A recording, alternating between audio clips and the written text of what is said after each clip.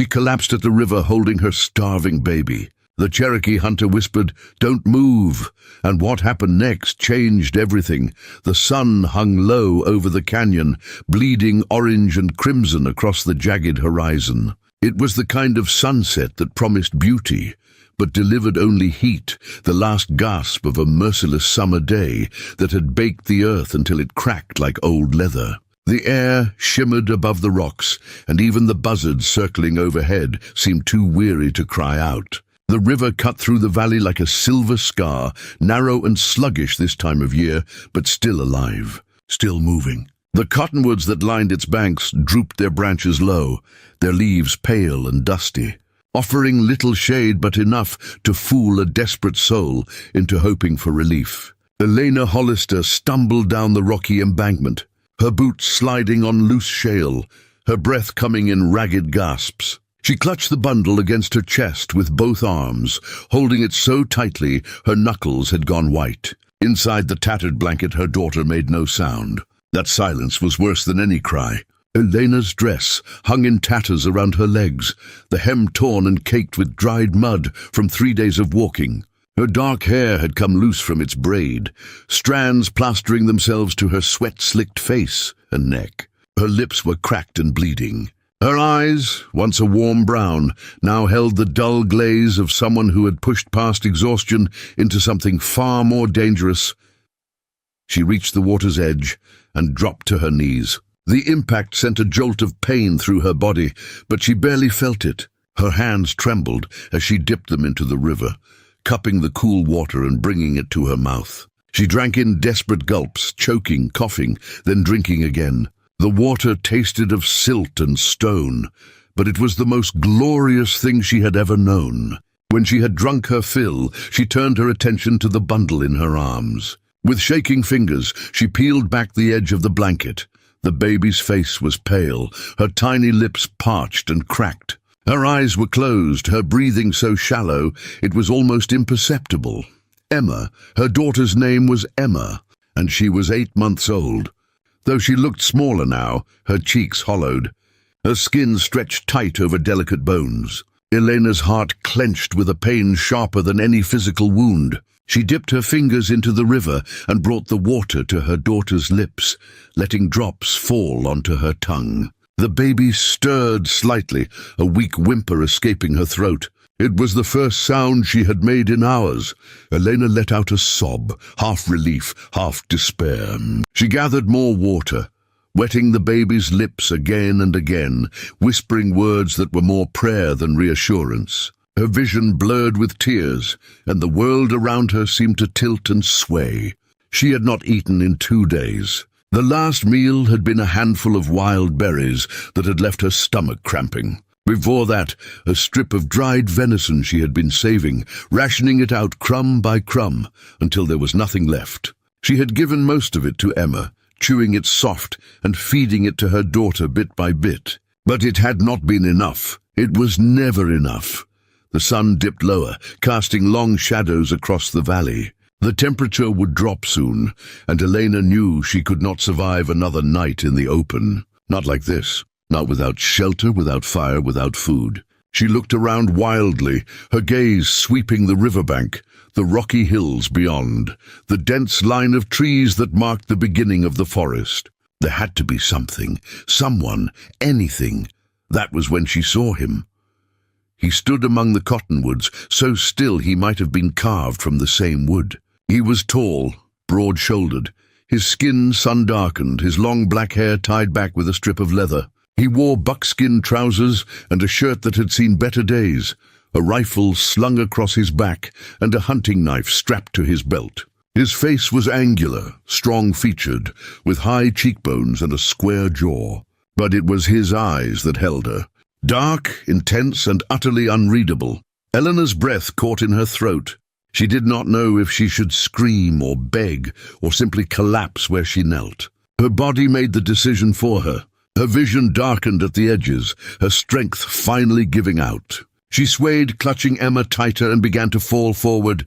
The man moved. He was across the distance between them in 3 long strides, catching her before she hit the ground. His hands were strong, steadying her, and his voice when he spoke was low and calm. "Don't move," he said. It was not a command, but a warning. His eyes flicked past her, scanning the riverbank, the rocks, the shallow water. Then he looked down at her, at the baby in her arms, and something shifted in his expression. Not pity, but recognition. The kind of understanding that came from knowing what it meant to be at the end of your rope. Elena tried to speak, but her throat was too dry, her tongue too thick. All she managed was a hoarse whisper. "Please!" He knelt beside her, his movements deliberate and careful. He reached out slowly, as if approaching a wounded animal, and touched the edge of the blanket, pulling it back just enough to see the baby's face. His jaw tightened. For a long moment he said nothing. Then he looked back at Elena, his dark eyes meeting hers. "How long since she ate?" he asked. "2 days," Elena whispered. "Maybe 3. I don't remember." He nodded once, then straightened. Without a word, he slipped the rifle from his shoulder and set it against a nearby tree. From a leather pouch at his side, he pulled out a small bundle wrapped in cloth. He unwrapped it carefully, revealing a piece of dried meat and a small pouch of ground cornmeal. He broke off a corner of the meat, chewed it until it was soft, then held it out to her. "For the baby," he said. "Small pieces." Slow, Elena took it with trembling hands, her eyes filling with tears again. She fed the softened meat to Emma, watching as her daughter's lips moved weakly, trying to suckle. It was not much, but it was something. It was life. The man stood and walked to the river's edge. He filled a small tin cup with water and brought it back, handing it to Elena. She drank, then used the water to wet Emma's lips again. The baby's eyes fluttered open just for a moment, and Elena felt a surge of hope so fierce it nearly broke her. "Thank you," she whispered, her voice cracking. "Thank you."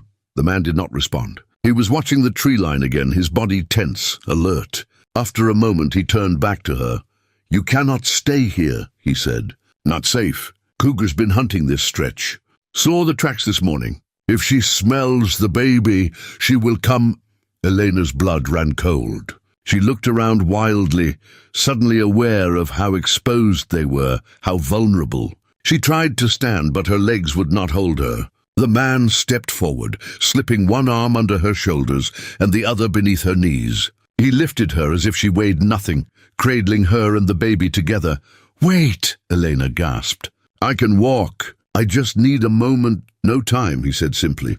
He began moving, his stride long and steady, carrying her away from the river and into the shelter of the trees. Elena wanted to protest, wanted to insist she could manage on her own, but the truth was she could not. Her body had given everything it had, and there was nothing left. So she let herself be carried, her head resting against his chest. The rhythm of his heartbeat steady and strong beneath her ear. They moved through the forest in silence. The only sounds the crunch of his boots on fallen leaves and the distant call of a hawk. The light was fading fast now, the shadows deepening, the air growing cooler. Elena shivered, and the man shifted his grip, pulling her closer against his warmth. She could feel the strength in his arms, the solid reassurance of his presence, and for the first time in days she felt something other than fear. She felt safe. The forest grew denser as they walked, the pines towering overhead, their branches forming a canopy that blocked out what little remained of the daylight. The air smelled of earth and resin, clean and sharp. Somewhere in the distance, an owl hooted, and Elena tensed in his arms. Samuel's grip tightened slightly, a silent reassurance. His boots barely made a sound now, moving with the practiced ease of someone who knew this land intimately, who had walked these trails so many times they had become part of him. Elena studied his face in the growing darkness. There were lines etched deep around his eyes and mouth, marks of sun and hardship. A scar ran along his jawline, faint but visible, disappearing into the dark stubble of his beard. His expression remained unreadable, focused entirely on the path ahead. She wondered what kind of man lived alone in these woods, so far from any town or settlement. What had driven him to solitude? What ghosts he carried? After what felt like both an eternity and no time at all, they emerged into a small clearing. A cabin stood at its center, low and sturdy, built from rough-hewn logs and chinked with mud and moss. Smoke rose from a stone chimney, and a single window glowed with the soft light of a fire within. It was not much, but to Elena it looked like a palace. The man carried her up the 3 steps to the porch and kicked the door open with his boot. The interior was warm, the air scented with wood smoke and something herbal, like sage or sweetgrass. There was a single room, sparsely furnished. A narrow bed stood against one wall, a rough-hewn table, and 2 chairs near the hearth. Shelves lined the walls, holding jars and bundles of dried plants, tools, and a few simple dishes. Furs were piled in one corner, and a pair of worn boots sat by the door. He set her down gently on the bed, then stepped back. Elena clutched Emma to her chest, her eyes wide, taking in her surroundings. The man moved to the hearth, stirring the coals and adding a fresh log. The flames leapt up, casting dancing shadows across the walls. "Stay there," he said, not looking at her. "I will get food." He disappeared through a back door, leaving Elena alone with her daughter. She looked down at Emma, who was still sucking weakly on the piece of softened meat. The baby's eyes were open now, watching her with a kind of dim awareness. Elena felt tears streaming down her face, but she was too exhausted to sob. She just held her daughter and rocked back and forth, letting the warmth of the fire seep into her bones. The bed beneath her was surprisingly comfortable, the mattress stuffed with what felt like straw and dried grass. A heavy quilt lay folded at the foot, patterned with simple geometric designs in faded reds and browns. Elena pulled it over herself and Emma, tucking it around them both. The weight of it felt like an embrace, and for the first time in weeks she allowed herself to relax, just a fraction. When the man returned, he carried a small pot and a cloth bag. He set them on the table and began working with quick, efficient movements. He poured water from a jug into the pot, added a handful of cornmeal from the bag, and set it over the fire to heat. Then he pulled out a small jar filled with honey and another with what looked like rendered fat. He stirred them into the mixture, tasting it, adjusting, adding more water until it reached the consistency he wanted. Elena watched him in silence, too tired to speak, too overwhelmed to ask questions. His movements were practiced, deliberate, the actions of someone who had cooked for himself many times over many years. There was something almost meditative about the way he worked, a quiet focus that spoke of long solitude. When the mixture was ready, he ladled some into a wooden bowl and brought it to her. It was thin like gruel, but it smelled faintly sweet. "For her," he said, nodding at Emma, "easy to swallow. Give her small amounts. Let her rest between—" Elena took the bowl with both hands, balancing Emma on her lap. She dipped her finger into the warm mixture and let her daughter suckle it off. Emma's eyes fluttered, and she made a soft sound, almost like contentment. Elena fed her slowly, patiently, watching as color began to return to her cheeks. Each tiny swallow felt like a victory, each soft coo a promise that they might actually survive this. The man ladled another bowl, this one fuller, and handed it to Elena. "You too," he said. "Eat," she obeyed, bringing the bowl to her lips and sipping the warm, sweet gruel. It slid down her throat like liquid gold, filling the hollow ache in her stomach. She had not realized how hungry she was until that first taste, and then she could not stop. She drank it down in desperate gulps, not caring that it was too hot, not caring that it burned her tongue. When the bowl was empty, she looked up at him, tears streaming down her face. "I don't know how to thank you," she whispered. He shook his head. "No need. I have nothing to give you. No money, no—" "I did not ask for anything," he said quietly. He took the empty bowl from her hands and set it on the table. Then he stood there, looking at her with those dark, unreadable eyes. For a long moment, neither of them spoke. The fire crackled. Emma made a soft cooing sound, and Elena held her closer. Finally, the man spoke. "You can stay. Until you are strong. Until the baby is safe." Elena stared at him, unable to believe what she was hearing. "Why?" she asked. "Why would you do this for us?" "You don't even know us." He turned away, moving back to the hearth. He stood there with his back to her, his shoulders outlined by the firelight. When he spoke again, his voice was so low she almost did not hear it. "Because once someone did the same for me," he said. "And I swore I would never turn away someone who needed help. Not if I could give it." Elena felt something break open inside her chest. Something that had been locked tight for so long she had forgotten it was there. Hope. She clutched Emma to her heart and closed her eyes, letting the warmth of the fire and the man's quiet presence wash over her. She wanted to ask him more, wanted to know his story, but exhaustion was pulling at her now, dragging her down into darkness. "What's your name?" she asked softly. He glanced back at her, his expression unreadable. "Samuel Wolfe. I'm Elena," she said. "And this is Emma." He nodded once, then turned back to the fire.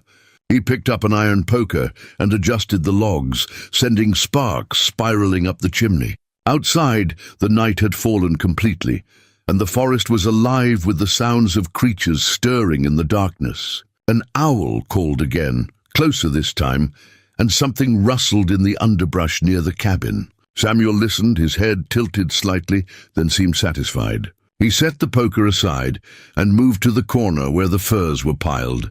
He pulled out several thick pelts, elk and bear from the look of them, and began arranging them on the floor near the hearth. Elena watched through heavy-lidded eyes, barely able to keep them open. She saw him spread the furs into a makeshift bed, then retrieve a rolled blanket from beneath the wooden table. He was making a place to sleep, she realized, giving her the bed. "The only bed?" "No," she murmured, her voice barely audible. "You don't have to do that. I can sleep on the floor." "You need the bed," he said without looking at her. "Baby needs to be warm, dry. You both need rest. But where will you—" "I have slept in worse places," he said simply. He finished arranging the furs and stood, brushing off his hands. Then he walked to the door and checked the latch, making sure it was secure. He tested the shutters on the window, ensuring they were tight. Only when he was satisfied did he return to the hearth, lowering himself onto the furs with a quiet sigh. Elena wanted to protest further, wanted to insist that she could not take his bed, but the words would not come. Her body had reached its limit, and sleep was rising up to claim her whether she willed it or not. She looked down at Emma, who had finally drifted off, her tiny chest rising and falling in a steady rhythm. The baby's face was peaceful now, no longer pinched with hunger and pain. Elena pressed a kiss to her daughter's forehead, breathing in the sweet, familiar scent of her. "Samuel," she whispered into the darkness. "Yes," came the quiet reply. "Thank you for not turning us away." There was a long pause. Then so softly she almost missed it. "Sleep now. You are safe here." And for the first time in longer than she could remember, Elena believed it. She closed her eyes, pulled Emma closer, and let the darkness take her. The last thing she heard before sleep claimed her completely was the crackling of the fire and the steady, reassuring sound of Samuel's breathing. Outside, the wind picked up, whispering through the pines, and somewhere in the distance a wolf howled. But inside the cabin, there was warmth and light, and the fragile beginning of something neither of them had dared to hope for. A second chance. Morning arrived with pale grey light filtering through the cracks in the shutters. Elena woke slowly, her body aching in ways she had forgotten were possible, every muscle stiff and protesting. For a moment, she did not remember where she was. Then the events of the previous day came rushing back. The river, the collapse, the stranger who had carried her to safety. She opened her eyes and found herself still in the narrow bed, Emma nestled against her, breathing softly. The baby's cheeks were pink now, her expression peaceful. Elena's heart swelled with gratitude so fierce it brought tears to her eyes. She turned her head and saw Samuel across the room, sitting at the table with his back to her. He was sharpening his knife against a whetstone, the rhythmic scraping sound steady and methodical. His hair hung loose around his shoulders now, catching the dim light from the fire. He had not changed his clothes, and Elena wondered if he had slept at all. The furs where he had made his bed were already rolled and stacked back in the corner, as if he had been up for hours. Elena tried to sit up, but her body refused to cooperate. Her arms felt like lead, her legs weak and trembling. She managed to prop herself up on one elbow, wincing at the pain that shot through her shoulders. Samuel must have heard her movement because he stopped sharpening the knife and turned his head slightly, though he did not look directly at her. "Stay down," he said quietly. "You need more rest. I can't just lie here," Eleanor protested, her voice hoarse. "I need to help. I need to do something." "You need to heal," Samuel said, his tone leaving no room for argument. He set the knife aside and stood, moving to the hearth. He ladled something from a pot hanging over the fire into a wooden bowl, then brought it to her. Steam rose from the surface, carrying the scent of herbs and meat. "Eat first. Then we will see." Elena took the bowl with shaking hands. Inside was a thin stew, chunks of rabbit meat floating in a broth, thick with wild onions, and some kind of root vegetable she did not recognize. She brought a spoonful to her lips and tasted it. It was simple but nourishing, seasoned with salt and something earthy that reminded her of the forest itself. She ate slowly, savoring each bite, feeling strength begin to return to her limbs. Emma stirred beside her, making soft mewling sounds. Samuel disappeared into the back room and returned a moment later with a clean cloth and another bowl of the cornmeal mixture from the night before. He set them on the edge of the bed without a word, then retreated to the table. Elena understood. He was giving her privacy, space to tend to her daughter without the weight of his presence. She appreciated that more than she could say. She changed Emma's soiled wrappings, using the cloth Samuel had provided, then fed her the warm gruel. The baby ate eagerly now, her tiny hands reaching up to grasp at Elena's fingers. Each swallow, each small sound of contentment was a miracle. Elena found herself smiling for the first time in what felt like forever. When Emma had eaten her fill, Eleanor wrapped her snugly in the blanket and laid her back down on the bed. The baby's eyes drooped closed almost immediately, exhaustion still claiming her. Elena finished her own meal and set the bowl aside. She looked around the cabin, really looked this time, taking in the details she had been too tired to notice the night before. The shelves were lined with jars of preserved vegetables, dried herbs bundled and hanging from the rafters, strips of jerky wrapped in cloth. There were tools arranged with care along one wall, a bow and quiver of arrows, traps of various sizes, coils of rope. Everything had its place. Everything spoke of a man who lived deliberately, who wasted nothing. Her eyes fell on a small wooden box sitting on the mantel above the fireplace. It was simple, unadorned, but carefully made. Something about it drew her attention, though she could not say why. Before she could think better of it, she asked, "What's in the box?" Samuel's shoulders tensed. He did not turn around. For a long moment he said nothing, and Elena thought perhaps she had overstepped, asked something too personal. Then he spoke, his voice so low she had to strain to hear it. "Things I keep, things I cannot let go." Eleanor waited, hoping he would say more, but he did not. The silence stretched between them, not uncomfortable, but heavy with unspoken stories. She decided not to push. Whatever was in that box, whatever memories it held, Samuel would share them when he was ready, if he was ever ready. Instead, she tried to sit up again, this time managing to swing her legs over the edge of the bed. Her head swam for a moment, the room tilting dangerously, but she gripped the bed frame and waited for the dizziness to pass. When her vision cleared, she looked down at herself. Her dress was filthy, torn, stained with mud and sweat, and things she did not want to think about. She had not bathed in days. She must smell terrible. "Is there water?" she asked. "I would like to wash." Samuel stood and moved to a barrel in the corner. He dipped a bucket into it, filling it halfway, then carried it to the table. From a shelf, he pulled down a bar of rough soap and a length of clean linen. He set them beside the bucket, then pointed to the back room. "Through there," he said. "Basin on the floor. I will be outside." He picked up his rifle and walked to the door, stepping out into the morning without another word. Elena heard his footsteps on the porch, then the creak of the steps as he descended. She was alone with Emma, and for the first time since arriving, she felt the privacy to truly let her guard down. She carried the bucket into the back room.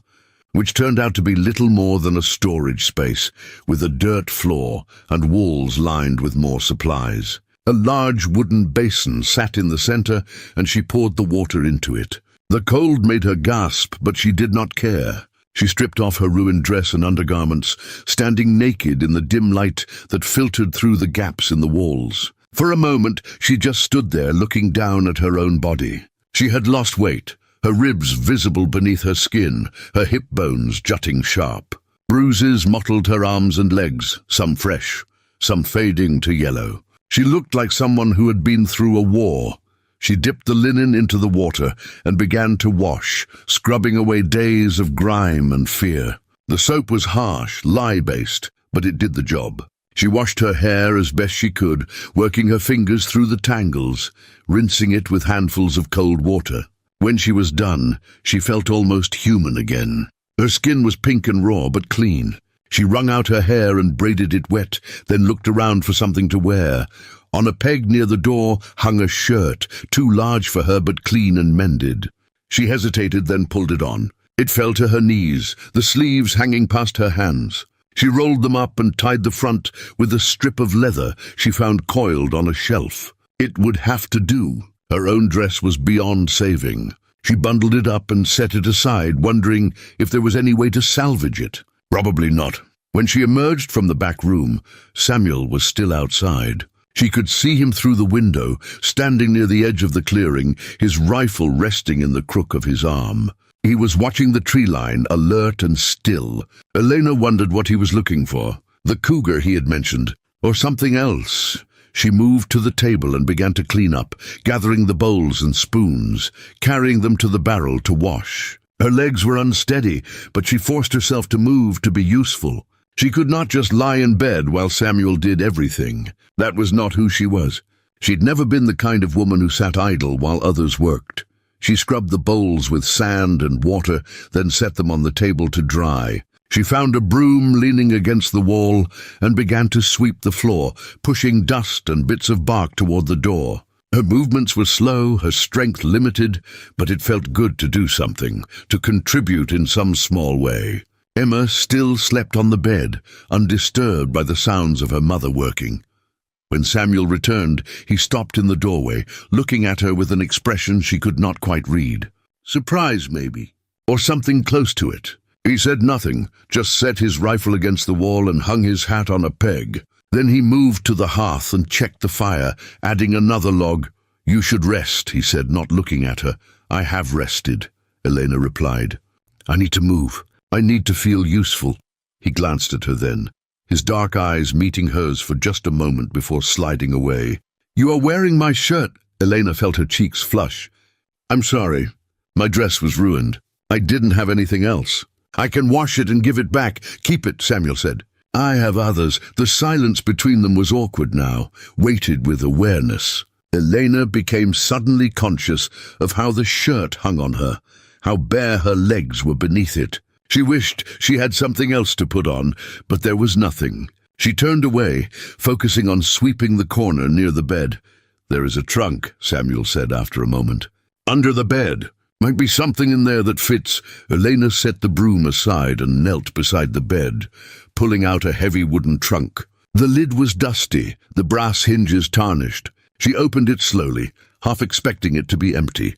Instead, she found folded fabric, dresses and skirts and blouses, all carefully packed away. They smelled faintly of cedar and lavender. She lifted one out, a simple cotton dress in faded blue, and held it up. It looked like it would fit, more or less. "Whose were these?" she asked, though part of her already knew the answer.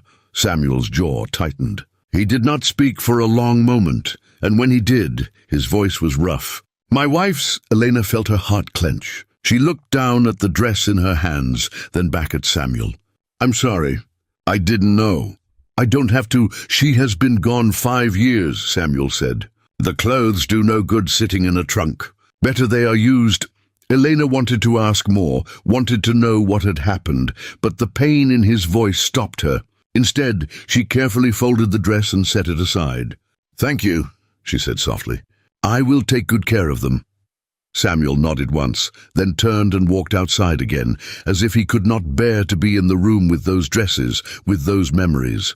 Elena watched him go, her heart aching for him. She did not know his story, not yet, but she recognized the shape of grief. She had carried her own for long enough.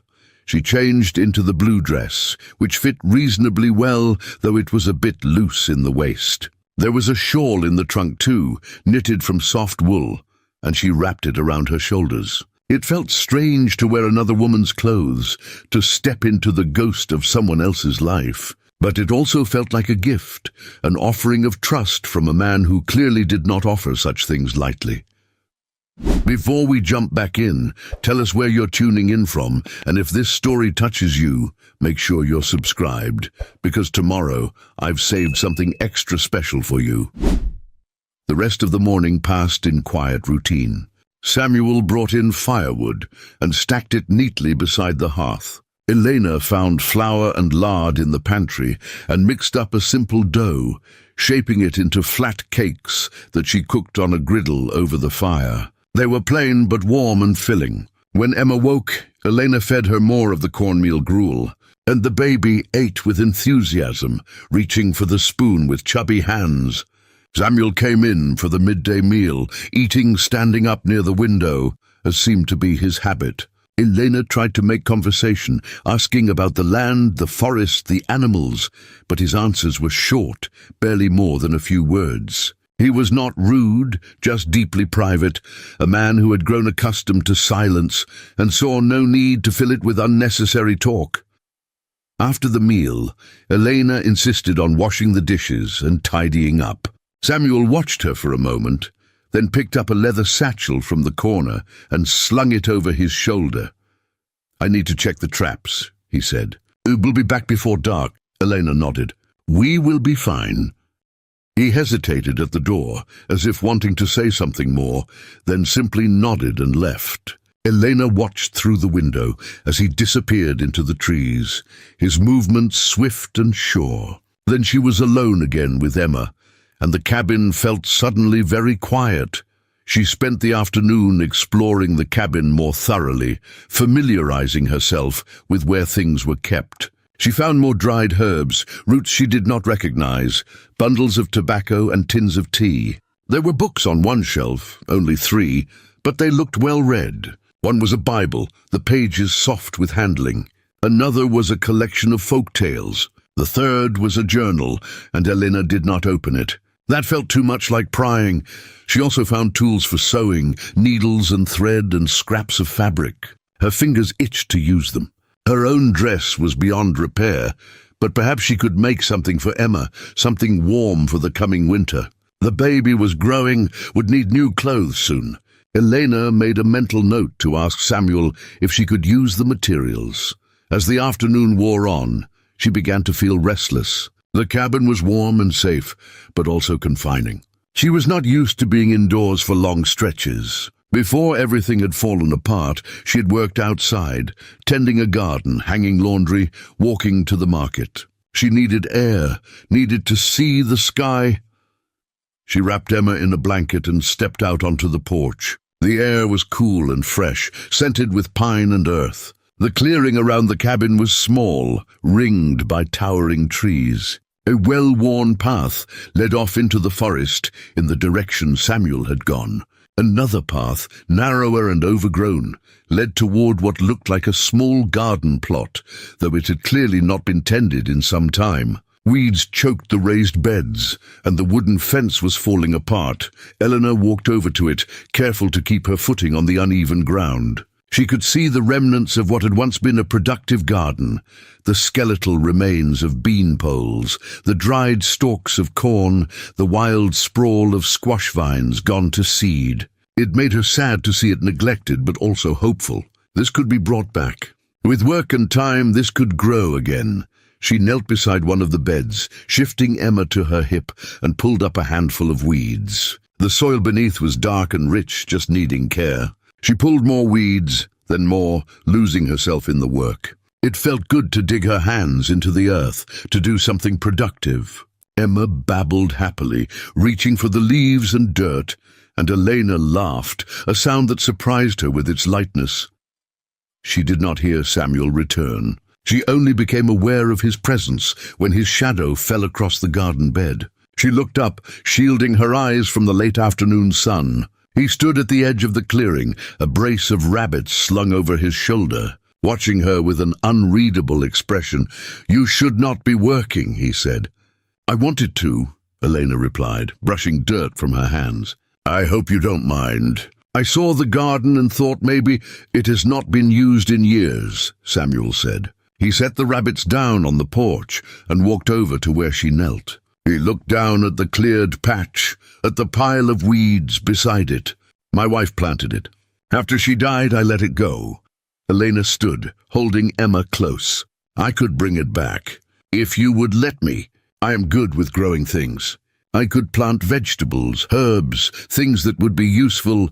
Samuel was quiet for a long moment, staring at the garden as if seeing ghosts. Then he nodded slowly. "Do what you want with it. I will not stop you."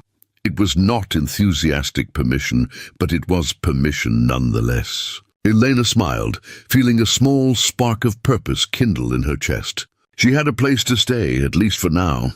She had food and warmth and safety, and now she had something to do, something to build. It was more than she had dared to hope for. That evening, Samuel skinned and cleaned the rabbits, and Elena roasted them over the fire with wild onions and the last of some dried herbs she found in a jar. The meat was lean and gamey, but delicious. They ate in silence, the firelight flickering between them, and for the first time the silence did not feel heavy. It felt almost comfortable, like two people learning to exist in the same space without needing to fill every moment with words. After the meal, Elena washed the dishes while Samuel sat at the table. Cleaning his rifle, Emma played on the furs near the fire, rolling onto her stomach and pushing herself up on her arms, trying to crawl. She had not been strong enough to do that before. Elena watched her with pride and relief, seeing her daughter slowly coming back to life. When the dishes were done, Elena picked up Emma and sat in the chair opposite Samuel. She watched him work, his large hands moving with surprising delicacy as he oiled the mechanism and checked the sight. He was a man who took care of his tools, who understood that survival depended on preparation and attention to detail. "How long have you lived here?" Elena asked softly. Samuel did not look up. 7 years. Built the cabin myself. Do you ever go into town?" "Sometimes. When I need supplies, I cannot make or hunt. Maybe twice a year." "That must be lonely," Elena said. Samuel's hands stilled. He looked at her then, really looked at her, and she saw something flicker in his dark eyes. Pain, maybe, or recognition. "Lonely is better than the alternative," he said quietly. Elena did not ask what the alternative was. She thought she already knew. Whatever had happened to his wife, whatever had driven him into these woods, it had been bad enough that solitude felt like safety. She understood that. She had been running from her own demons when she collapsed at the river. "I had a husband," Elena said, surprising herself. She had not planned to share this, but the words came anyway. "His name was Jacob. He died 6 months ago. Fever took him in 3 days. One moment he was fine, the next—" She stopped, her throat tightening. "I tried to keep the farm going, but I could not do it alone. The bank took it. I had nowhere to go, so I started walking. I thought maybe I could find work in the next town, but I never made it. I ran out of food, ran out of strength, and then I found the river." Samuel set the rifle down. He looked at her with an intensity that made her breath catch. "You're here now," he said. "That is what matters." Elena felt tears prick her eyes, but she blinked them back. I don't know how long I can stay. I don't want to be a burden." "You are not a burden," Samuel said firmly. "You and the baby. You stay as long as you need. Until you are ready to leave. If you want to leave," the implication hung in the air between them. "If you want to leave," as if he would not mind if she stayed longer. As if perhaps he had grown accustomed to having someone else in the cabin, breaking the long years of silence. Elena did not know what to say to that, so she simply nodded, holding Emma close. Outside, the night deepened, and the forest came alive with sounds. The distant yip of coyotes, the rustle of wind through the pines, the hoot of an owl hunting in the darkness. But inside the cabin, there was warmth and light, and the quiet understanding of two people who had both lost everything and were slowly learning to build something new. The days began to blur together in a rhythm that felt almost normal. Elena woke each morning to the sound of Samuel stoking the fire, the scrape of iron against stone, the quiet movements of a man who had lived alone for so long that he made no unnecessary noise. She would rise, dress in one of the simple garments from the trunk, and begin her day with a sense of purpose she had not felt in months. Emma grew stronger with each passing sunrise, her cheeks filling out, her laughter returning like birdsong after a long winter. Elena threw herself into restoring the garden. She spent hours each day pulling weeds, turning soil, repairing the sagging fence with scraps of wood Samuel brought from the forest. Her hands blistered and bled, but she did not stop. The work was hard, but it was also healing. Each plant she saved, each row she cleared, felt like reclaiming something that had been lost. Samuel watched her sometimes from the porch, his expression unreadable, but he never told her to stop. Instead, he began leaving things for her. A bundle of stakes for the bean poles, a coil of twine, a sack of seed potatoes he had been storing in the root cellar. They spoke little during those first weeks, but a language developed between them that required no words. He would set his empty bowl on the table after a meal, and she would wash it without being asked. She would hang wet clothes near the fire to dry, and he would move them closer when the flames burned low. Small gestures, small kindnesses, building something neither of them had names for yet. One afternoon, while Emma napped inside, Elena was digging in the far corner of the garden when her shovel struck something hard. She cleared away the soil and found a small wooden marker, weathered and grey with age. Carved into its surface was a name, Ayana. Beneath it, 2 dates. She had lived only 23 years. Elena's breath caught in her throat. This was not just a garden. This was a grave. She sat back on her heels, staring at the marker, her mind racing. Samuel's wife, buried here, in the place where she had once grown food and tended to life. Elena's eyes burned with tears, not just for the woman she had never known, but for Samuel, who had lost her and then abandoned the garden because the pain of tending it was too great.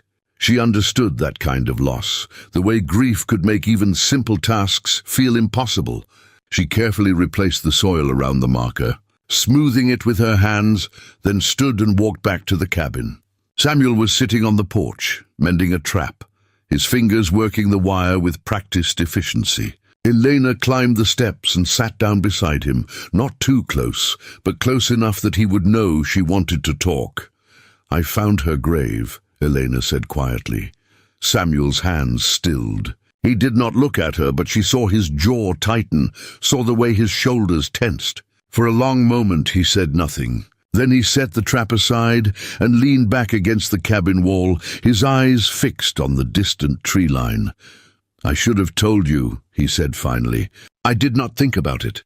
I have not been to that part of the garden in so long." "You don't have to explain," Elena said. "She loved that garden," Samuel continued, as if he had not heard her. "She spent every spare moment out there, planting, weeding, talking to the plants like they were her children.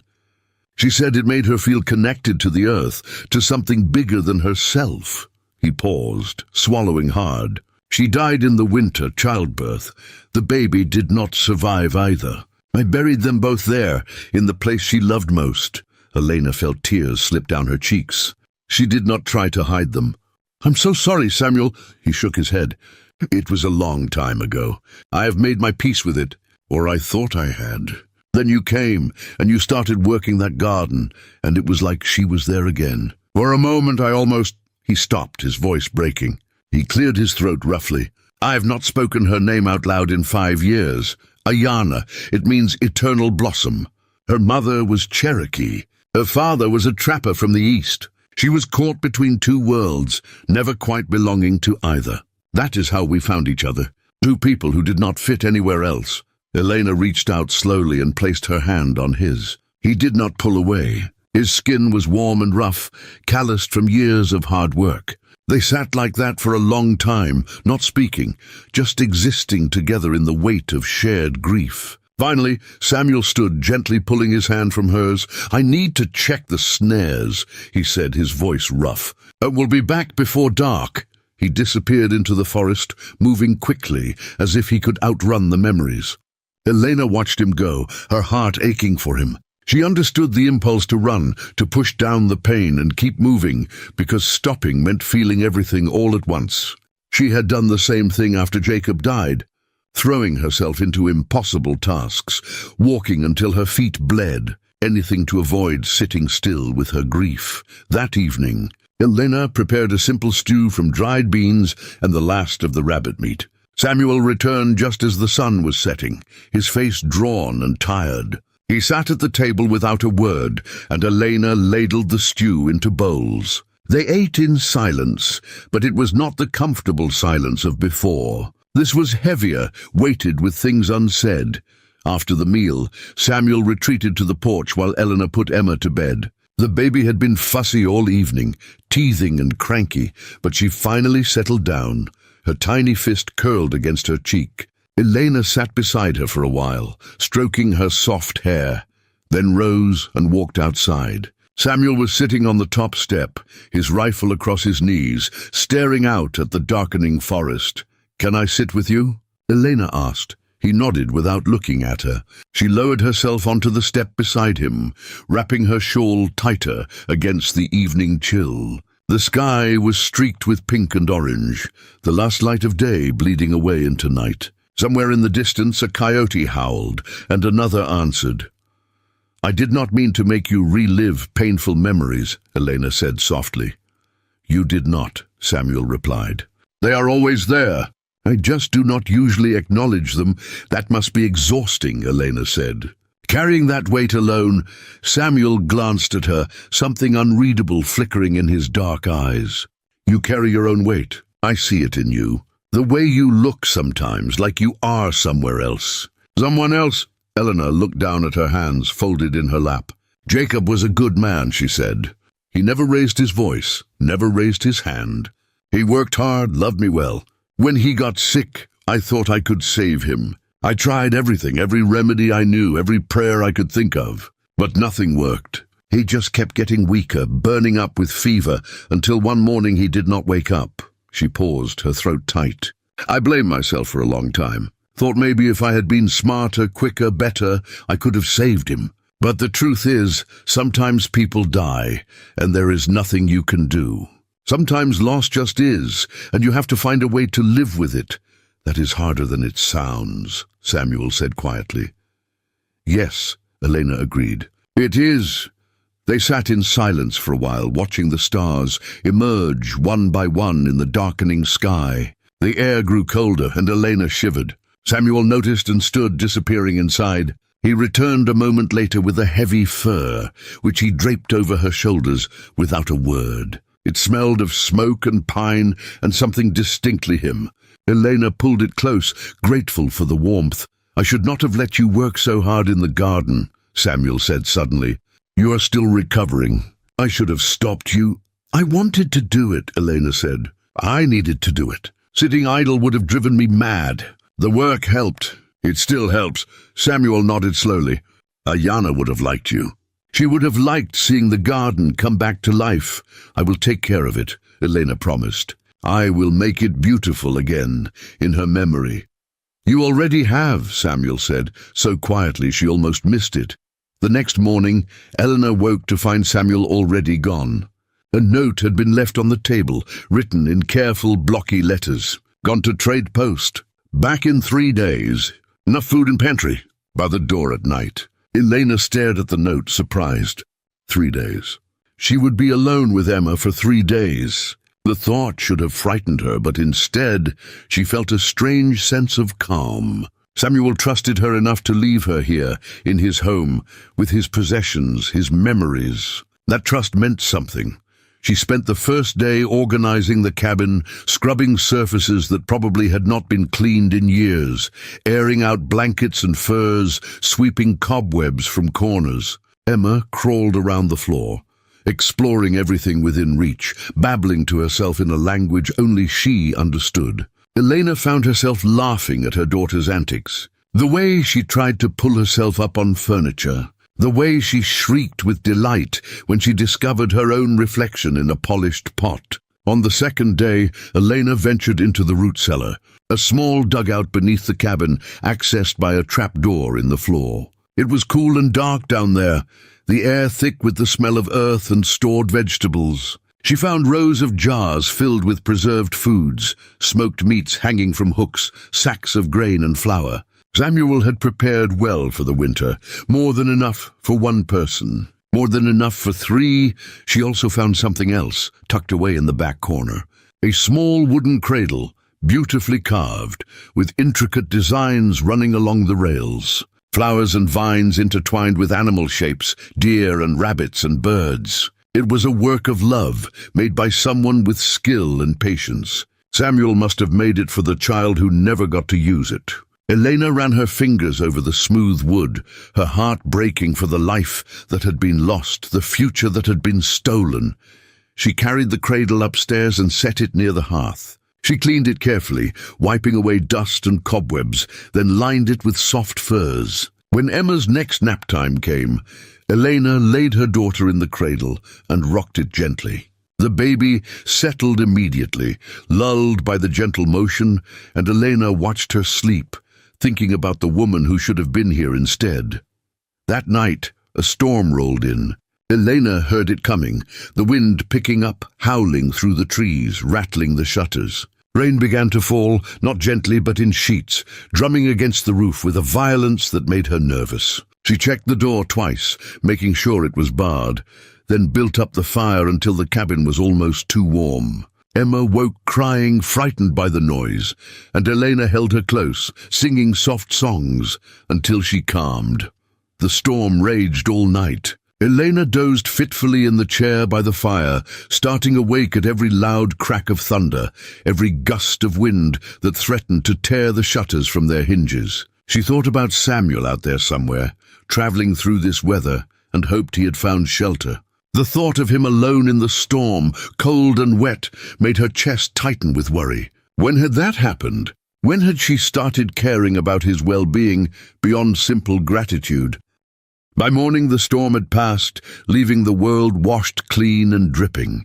Elena ventured outside to assess the damage. Branches littered the clearing, and the garden fence had been knocked over in places, but the cabin itself seemed intact. She set about cleaning up, dragging branches to the side, propping up the fallen fence posts. It was hard work, and by midday she was sweating and sore, but it felt good to be useful. She was repairing the last section of fence when she heard hoofbeats. Her head snapped up, heart suddenly racing. A rider emerged from the tree line, leading a pack horse loaded with supplies. It took her a moment to recognize Samuel, his hat pulled low against the sun, his face shadowed. Relief flooded through her so intensely it made her knees weak. He rode into the clearing and dismounted, tying the horses to a post near the cabin. His eyes swept over the yard, taking in the cleared branches, the repaired fence, then landed on Elena. For a moment, neither of them moved. Then Samuel walked toward her, his stride purposeful. "You fixed the fence," he said. "The storm knocked it down," Elena replied. "I could not just leave it." He stopped a few feet away, studying her. His clothes were damp, his hair plastered to his head, and there were dark circles under his eyes. "You should have waited for me." "I can handle a fence," Elena said a little defensively. "I know you can," Samuel said, and something in his tone made her look up sharply. He stopped, seeming to struggle with the words. "I worried. When the storm came, I worried about you and the baby, alone here. I rode through the night to get back." Elena's breath caught. "You did not have to do that." "Yes, I did," Samuel said simply. He reached into his saddlebag and pulled out a cloth-wrapped bundle. "I brought supplies, and something for Emma." He unwrapped the bundle to reveal a small wooden toy, a horse carved with the same careful detail as the cradle. Emma would love it. Elena took the toy, her fingers brushing against his. "Thank you," she whispered. Samuel nodded, then glanced past her toward the cabin. "You found the cradle—" "I hope that was all right," Elena said quickly. "I went down to the cellar and I saw it and I thought—" "It is fine," Samuel interrupted. "It should be used. That is what it was made for." Elena looked at him, really looked at him, and saw the exhaustion in his face, the weight of too many sleepless nights and too many years alone. Without thinking, she reached out and touched his arm. "Come inside," she said gently. "You need to rest," he did not argue. He unloaded the supplies from the pack-horse, carrying them inside, while Elena unhitched the animals and led them to the small lean-to stable behind the cabin. By the time she returned, Samuel had collapsed into the chair by the fire, his eyes already closing. Elena covered him with a blanket and let him sleep. She spent the rest of the afternoon unpacking the supplies he had brought: flour, sugar, salt, coffee, cornmeal, dried fruit, needles and thread, and a length of sturdy fabric that would be perfect for making new clothes. He had thought of everything. He had thought of her. When Samuel finally woke, it was nearly evening. He sat up slowly, disoriented, then saw Elena at the stove, stirring something that smelled rich and savory. Emma was in the cradle, playing with her new toy, making horse sounds that were more like squeaks. Samuel watched them for a moment, something shifting in his expression. "I made stew," Elena said, not turning around, "with the vegetables from the cellar and some of the dried venison." "I hope that is all right." "More than all right," Samuel said. His voice was rough from sleep. They ate together at the table, and for the first time the silence between them felt not just comfortable, but companionable. They were no longer two strangers sharing a space out of necessity. They were something else now, something more. Elena did not have a name for it yet, but she could feel it growing between them. Fragile and new, but undeniably real. After the meal, Samuel pulled out a small leather pouch from his coat pocket and set it on the table. "I sold some furs at the trading post," he said. "Got a fair price." "This is for you." Elena opened the pouch and found coins inside, more money than she had seen in months. She looked up at him, confused. "I don't understand." "You have been working," Samuel said. "The garden, the cabin, cooking, cleaning, that is labor. Labor should be paid." "I am not working for wages," Elena protested. "You saved our lives. You gave us a home. I'm just trying to repay—" "You do not owe me anything," Samuel said firmly. "But if you are going to stay, even for a while, you should have your own money, your own means, so you never feel trapped." Elena stared at him, her eyes filling with tears. No one had ever done something like this for her, thought about her independence, her freedom. Jacob had been kind, but he had also been traditional, believing that a wife's place was to serve her husband without question or compensation. This was different. This was respect. "Thank you," she whispered, her voice breaking. Samuel nodded once, then stood and walked to the door. "I am going to check on the horses," he said, and disappeared into the gathering darkness. Elena sat alone at the table, the pouch of coins clutched in her hand, and realized with startling clarity that she did not want to leave. Not yet, maybe not ever. This cabin, this man, this quiet life they were building together, it felt like home in a way nothing had since Jacob died. She did not know if Samuel felt the same way, did not know if he wanted her to stay beyond the immediate necessity. But she knew she would have to find out, because for the first time in a very long time, Elena Hollister had something to hope for. Autumn arrived with a whisper, painting the forest in shades of copper and gold. The air turned crisp in the mornings, carrying the scent of wood smoke and fallen leaves. Elena had been at the cabin for nearly 2 months now, and the changes were evident everywhere.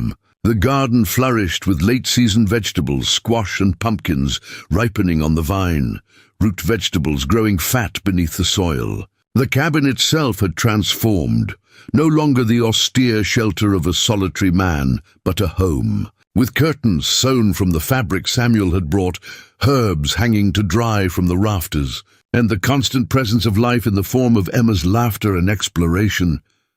Samuel had changed too, though the shifts were subtle. He smiled more, or at least the corners of his mouth lifted, in what might have been the beginning of one. He spoke more freely, sharing stories about the land, the animals, the seasons. He taught Elena how to read the signs of approaching weather, how to identify animal tracks, which plants were safe to eat and which would make you sick. In turn, Elena had begun teaching him something he had never admitted he wanted to learn: how to read beyond the simple words he had managed to piece together on his own. It started one evening when Elena was reading aloud from one of the books on the shelf, the collection of folk tales. Emma had fallen asleep in her cradle, and the fire burned low, casting dancing shadows across the walls. Samuel sat at the table, pretending to work on a piece of leather, but Elena could feel his attention on her, on the words flowing from her mouth. When she finished the story, she looked up and caught him staring.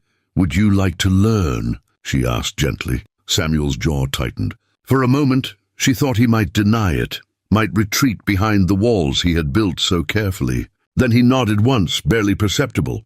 "Ayana tried to teach me," he said quietly. "I was not a good student. Too impatient. Too proud." "Then we will go slowly," Elena said. She rose and retrieved a piece of charcoal from the fire, then found a smooth board leaning against the wall. She sat beside him at the table and began to write, starting with the letters of his name. "These are yours," she said, pointing to each one. Samuel. He studied them with an intensity that made her heart ache. His finger traced each letter, committing them to memory. "Again," he said, and she wrote them again, this time saying each letter sound as she formed it. They worked like that for an hour, Samuel repeating sounds, copying letters with careful, uncertain strokes. His hands, so skilled with knife and trap, struggled with the delicate control needed for writing. But he did not give up. "You are doing well," Elena encouraged. "I am doing terribly," Samuel countered, but there was no heat in his words. Preparing and narrating this story took us a lot of time, so if you are enjoying it, subscribe to our channel. It means a lot to us now. Back to the story. "You are learning," Elena corrected. "That is what matters." They fell into a routine. Every evening after supper, after Emma was settled, they would sit at the table together. Elena would write words, and Samuel would practice them, his vocabulary growing slowly but steadily. Simple words at first: tree, sky, water, fire. Then more complex ones: hunger, shelter, survival. He was particularly drawn to words about the natural world, wanting to know the names for things he had only ever known through experience. One night, Elena wrote a new word and pushed it toward him. "Try this one," she said. Samuel studied it, sounding it out carefully. "Homey, home." He looked up at her, something vulnerable flickering in his dark eyes. "What makes something a home?" Elena considered the question carefully. "I think it is not a place," she said slowly.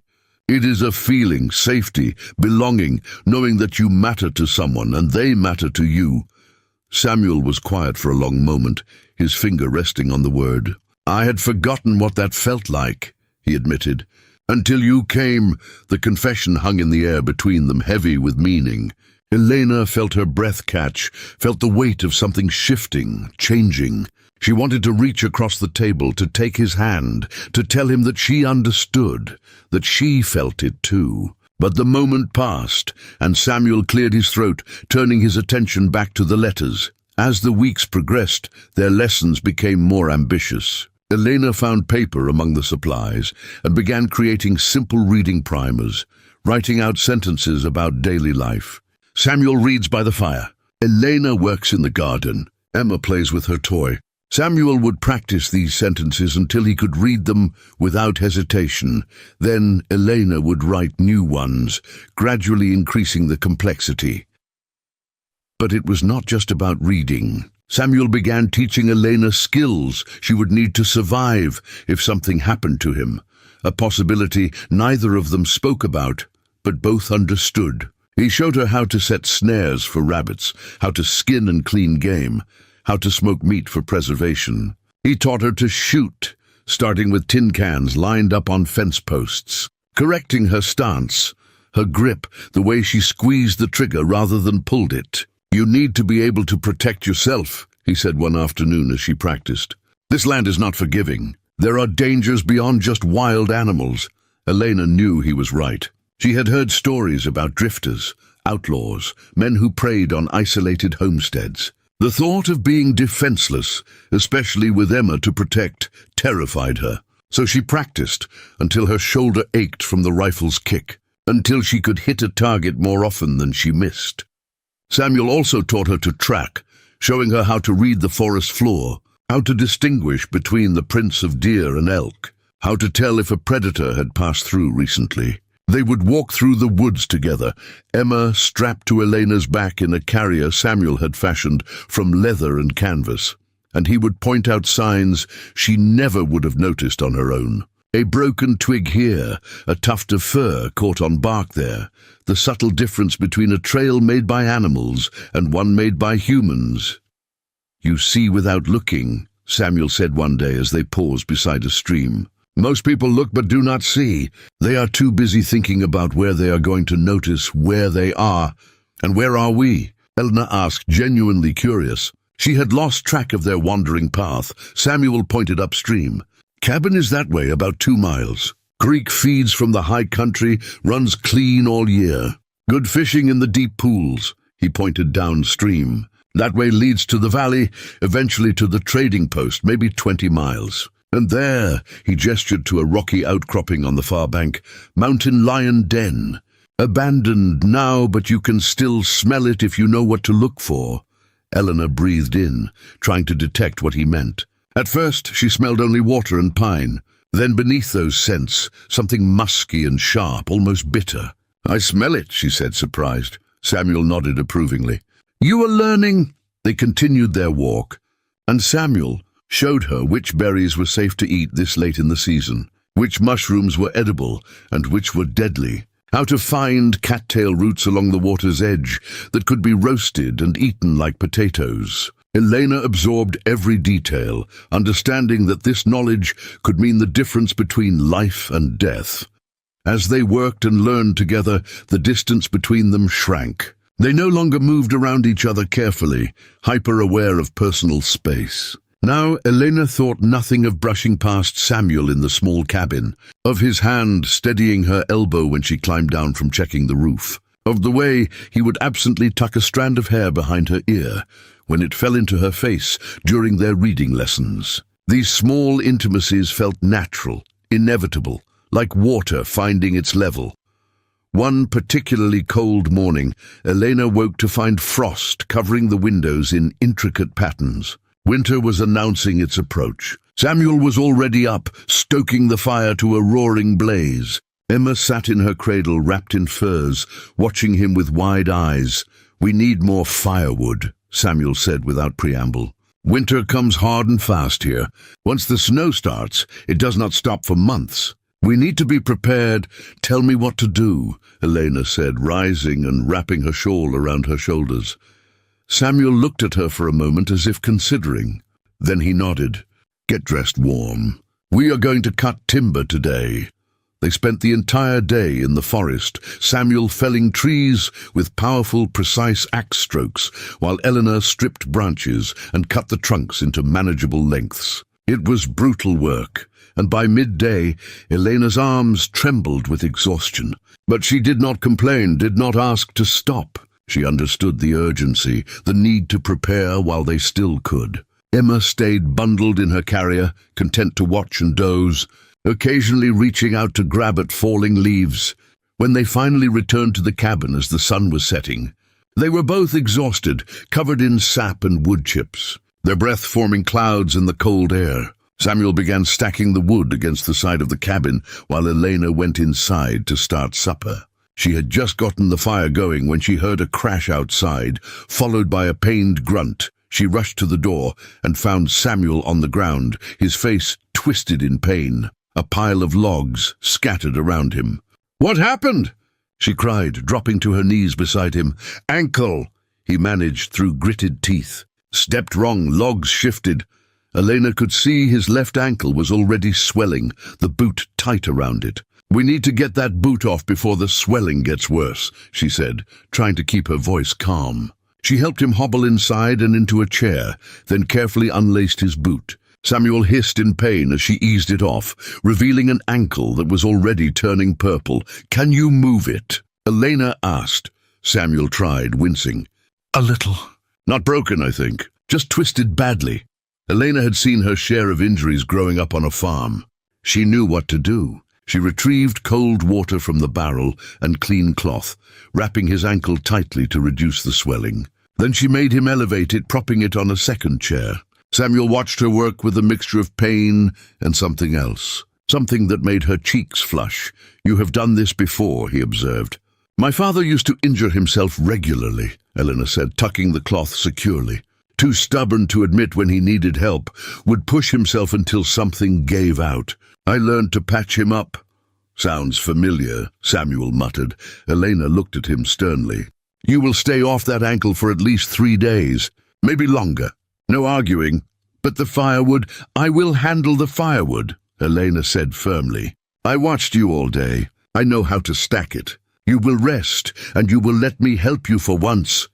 Samuel opened his mouth to protest, then seemed to think better of it. He nodded once, settling back in the chair. "Thank you," he said quietly.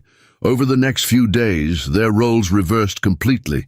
Elena became the one who ventured outside to complete chores, who hauled water and stacked wood and checked the snares. Samuel remained inside, his ankle propped up, moving only when absolutely necessary. It drove him to distraction, being idle, being helpless. But it also gave them something unexpected, time together without the buffer of work. Eleanor would come in from the cold, her cheeks flushed and her hands numb, and Samuel would have hot coffee waiting. They would sit together while Emma played on the furs, and they would talk, really talk in ways they had not before. Samuel told her about his childhood, growing up with a white father who tried to deny his Cherokee heritage and a mother who refused to abandon her people. He spoke of feeling torn between two worlds, belonging fully to neither, finding acceptance only in the wilderness where such distinctions did not matter. Elena shared her own story more fully, talking about growing up poor, about a father who drank too much and a mother who died too young. She spoke of meeting Jacob at a church social, of how kind he had been, how safe she had felt with him. But she also admitted something she had never told anyone, that she had married him as much out of necessity as love, desperate for security, for a future that did not involve scraping by on her father's failing farm. "I cared for him," she said, staring into her coffee cup. "I grieved him, but I do not think I ever truly loved him, not the way a wife should love a husband. I feel guilty about that, like I failed him somehow." "You gave him what you could," Samuel said. "That is all anyone can do. Was it enough?" Elena asked, her voice small. Samuel reached across the table and took her hand, his touch warm and firm. "You are enough, Elena. You have always been enough." The words hit her like a physical force, filling spaces inside her she had not realized were empty. She looked up at him, really looked at him, and saw the truth in his eyes. He meant it. He saw her, all of her, the broken parts and the strong parts, the guilt and the hope, and he thought she was enough. On the third evening, as Samuel's ankle had improved enough for him to hobble around with a walking stick Eleanor had fashioned for him, they sat together by the fire after Emma had fallen asleep. The cabin was warm and filled with the scent of pine and the vegetable stew simmering in the pot. Outside, the first snowflakes of winter had begun to fall, drifting down soft and silent. Samuel had been practicing his reading, slowly working through a page in the Bible. He stumbled over some words, but was getting better, more confident. Elena watched him with pride, seeing how far he had come in just a few months. When he finished the passage, he closed the book and looked at her. "I want to show you something," he said. He rose carefully, testing his ankle, then limped to the mantel. He took down the small wooden box Elena had noticed on her first day, the one he had said held things he could not let go. He brought it back to the table and set it between them. "I have not opened this since I buried her," he said, his voice rough. "But I think it is time." Elena waited, not pushing, letting him move at his own pace. Samuel opened the lid slowly, as if afraid of what he might find inside. Elena caught a glimpse of small objects, tokens and treasures. He reached in and pulled out a thin silver bracelet, tarnished with age. This was hers, he said. Her grandmother gave it to her. It was one of the only things she had from her mother's people. He set it on the table gently, then pulled out a small book, not much bigger than his palm. Her journal. She wrote in it every day, recording thoughts, dreams, recipes, stories from her childhood. Elena watched as he removed more items, each one a fragment of a life lived and lost. A dried flower pressed flat, a small carved bird, a lock of dark hair tied with ribbon. Samuel touched each object reverently, his eyes bright with unshed tears. "Why are you showing me this?" Elena asked softly. Samuel looked at her, and the vulnerability in his expression took her breath away. "Because I am ready to let someone else in. I'm ready to stop living in the past." He paused, swallowing hard. "You and Emma, you brought life back to this place, to me. I was dead before you came, just going through motions, existing but not living. Now He stopped, struggling with the words. "Now you what?" Elena prompted gently. "Now I want to live again," Samuel said. "Really live. And I want you here. Not as a guest, not as someone passing through. As someone who stays." Elena felt tears stream down her face.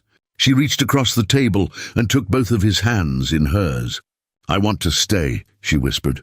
"I want this to be home. For me and for Emma." Samuel squeezed her hands, his grip strong and sure. "Then stay," he said simply. Outside, the snow continued to fall, blanketing the world in white, covering the scars of the past with the promise of something new. Inside, two wounded souls found each other in the firelight, and for the first time in years, neither of them felt alone.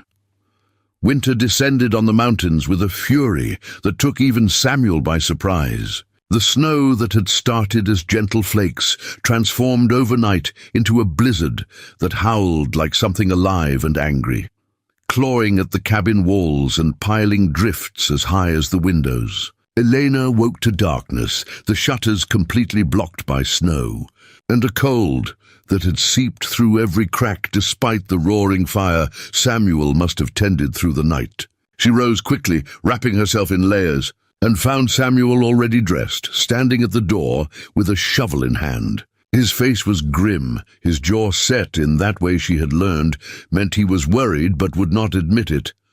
"How bad is it?" she asked, coming to stand beside him. "Bad," Samuel said simply.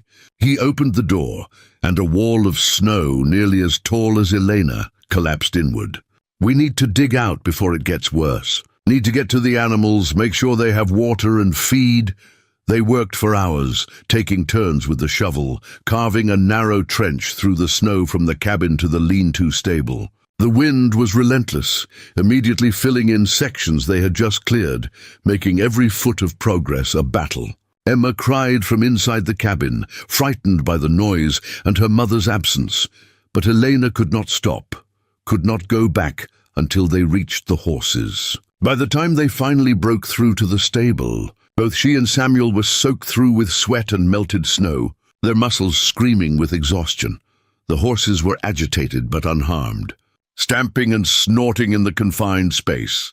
Samuel checked them over while Elena hauled water from the well, which thankfully had not frozen yet. They fed the animals and made sure they had enough hay to last through the storm, then fought their way back to the cabin through the trench they had dug, knowing it would be filled again by morning. Inside, Elena stripped off her wet outer layers and went immediately to Emma, who was red-faced and hiccuping from crying.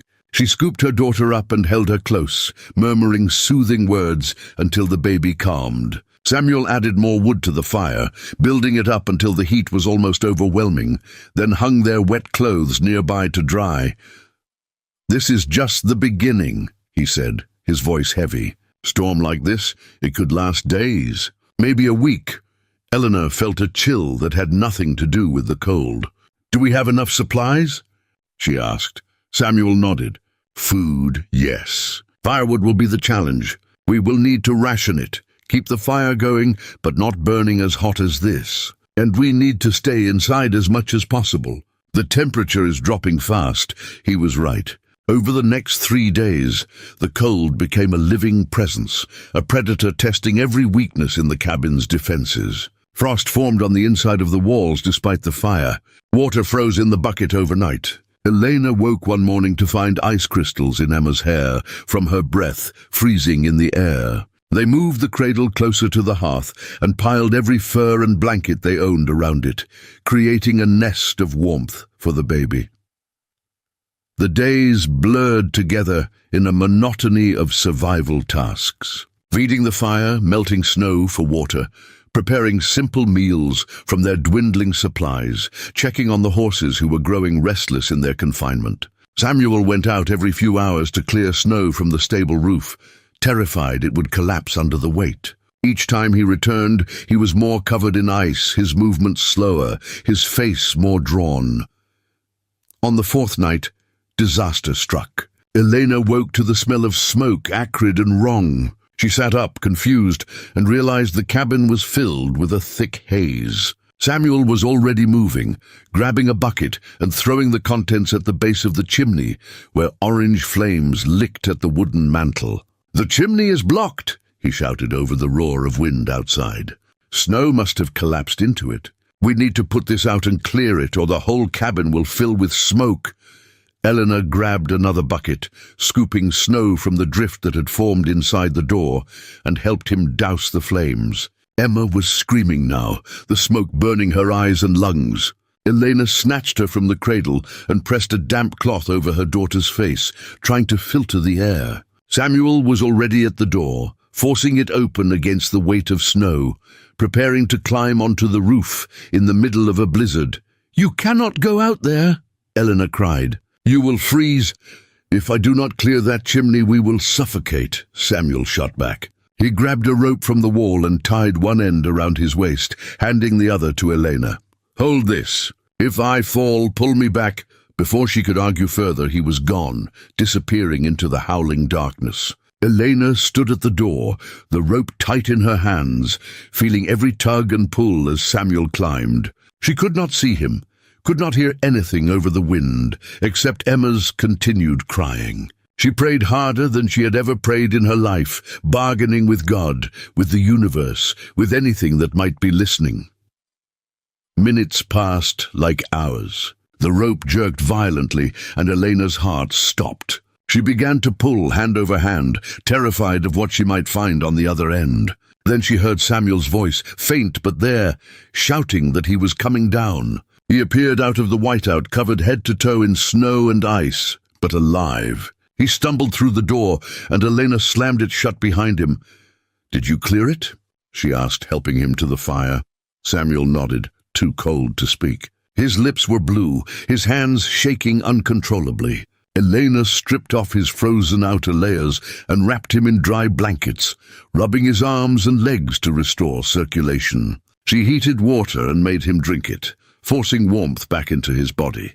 Slowly, painfully, color returned to his face.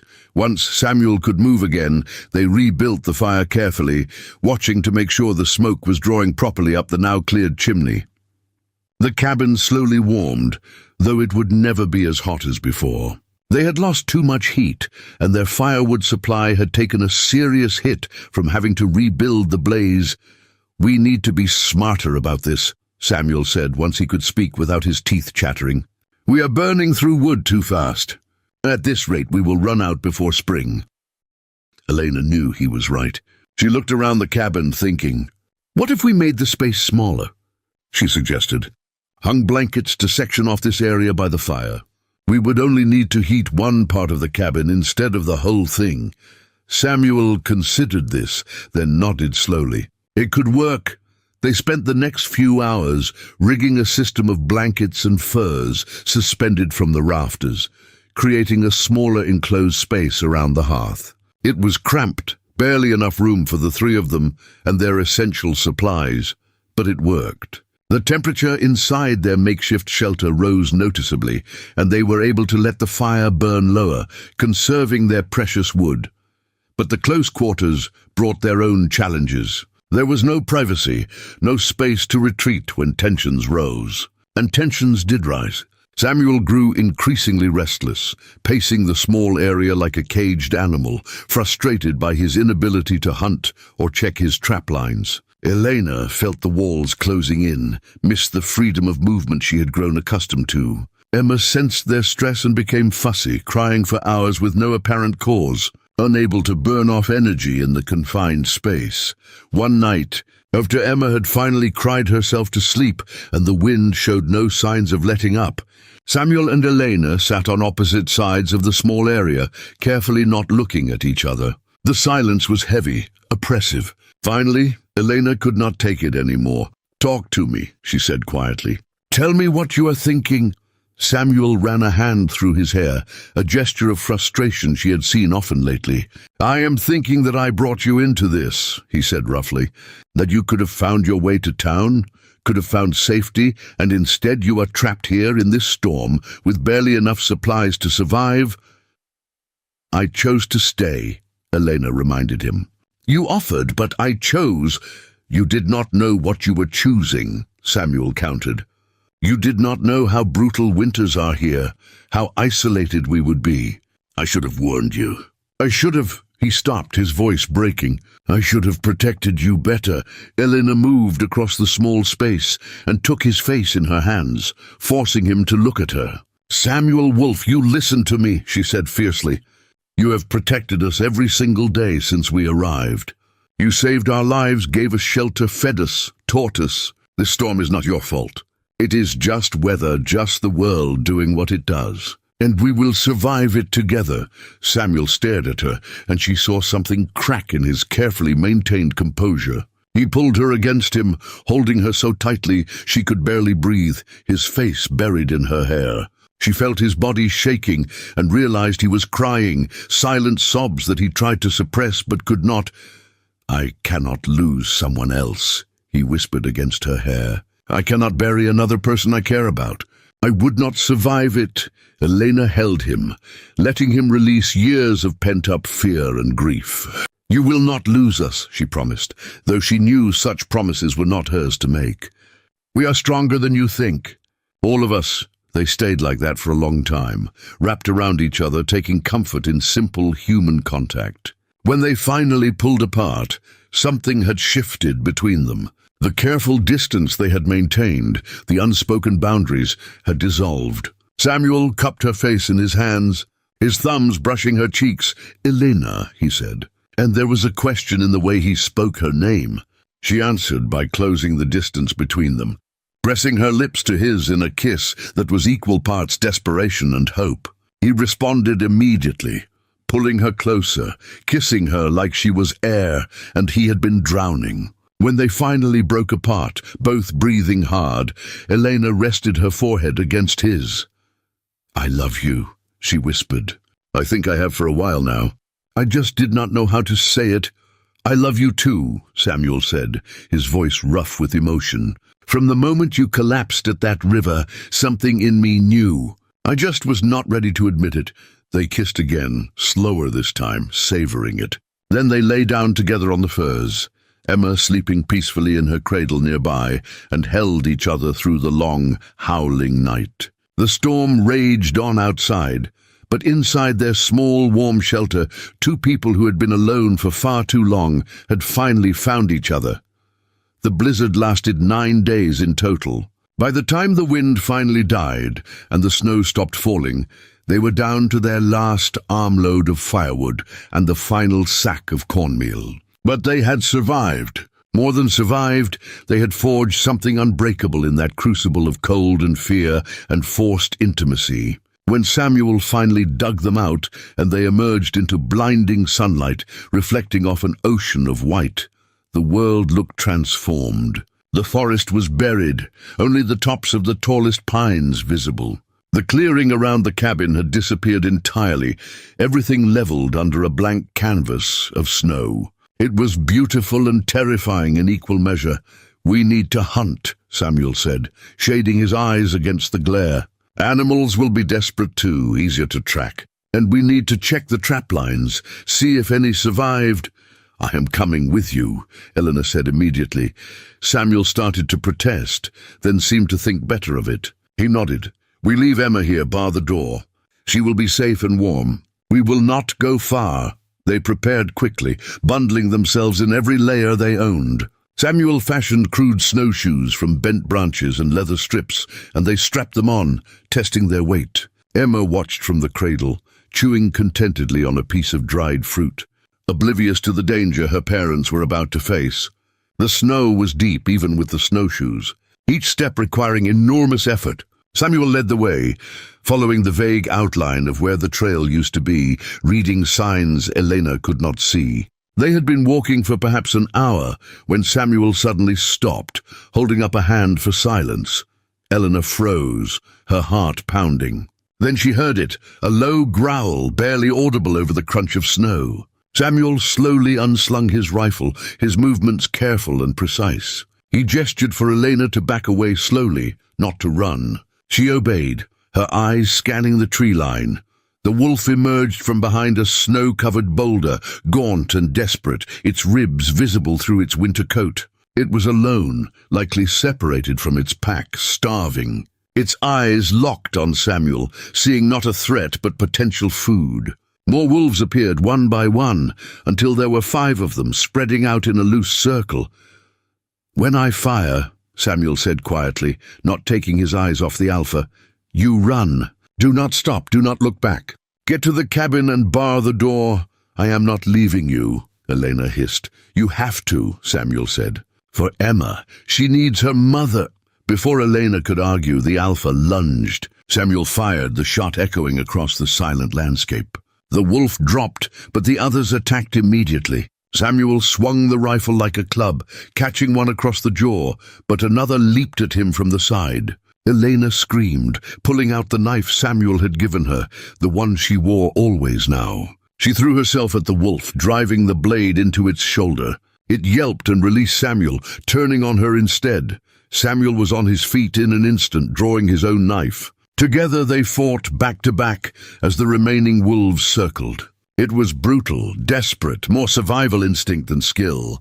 Elena felt claws rake her arm, felt teeth catch on the thick hide of her coat. But she did not stop, did not falter. She thought of Emma, alone in the cabin, and fought with a mother's fury. Finally, the remaining wolves retreated, limping and bleeding, deciding these humans were more trouble than they were worth. Samuel and Elena stood in the blood-stained snow, gasping for breath, checking each other for serious injuries. They were scratched and bruised, but alive. "We need to go," Samuel said, already moving. More could come, drawn by the blood.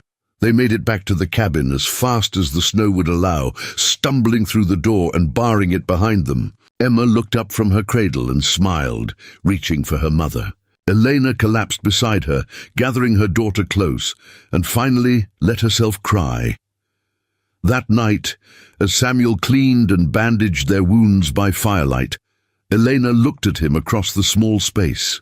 "We cannot survive another storm like that," she said quietly. "We were lucky this time, but luck runs out." Samuel nodded slowly. "I know. When spring comes, we need to make changes. Build up better reserves, strengthen the cabin, maybe even consider moving closer to the trading post." "Would you do that?" Elena asked, surprised. "Leave this place?" Samuel looked around the cabin, at the life they had built together.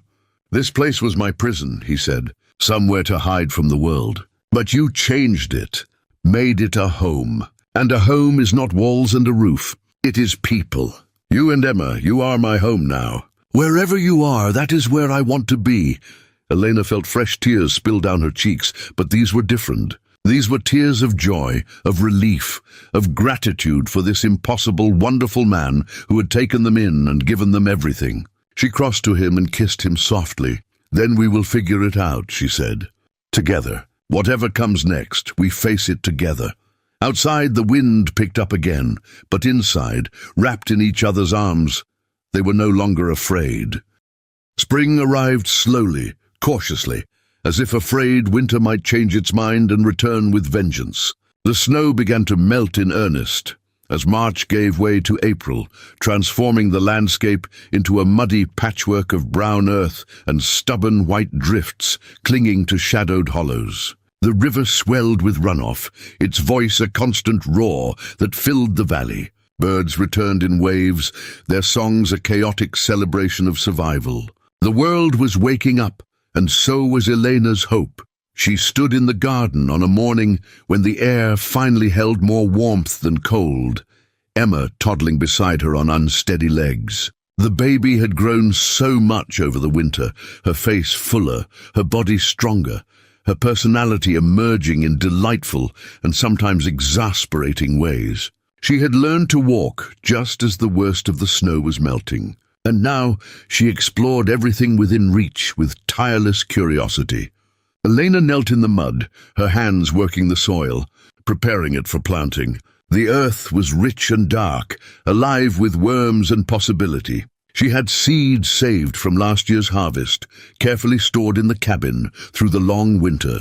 Beans, squash, turnips, carrots. She also had new seeds that Samuel had acquired on his last trip to the trading post before the snow came.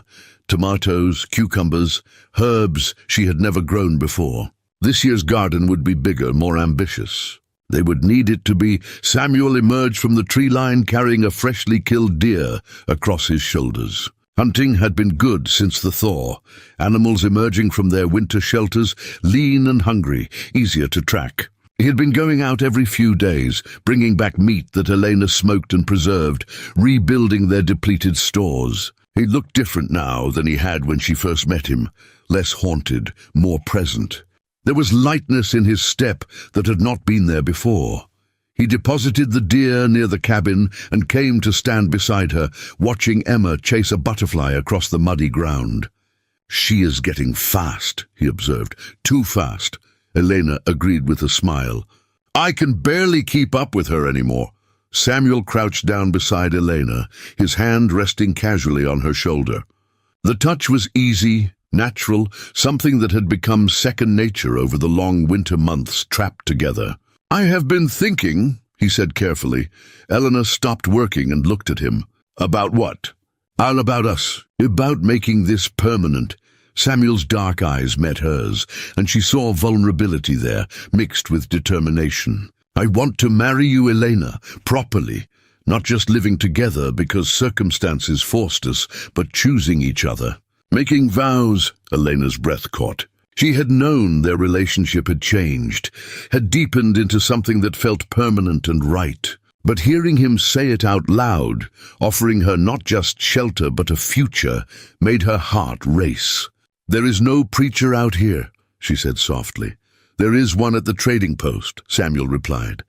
"We could go when the trails are fully clear. Bring Emma, make it official." He paused, then added, "Only if you want to. I know Jacob has not been gone a year yet. I know people might talk."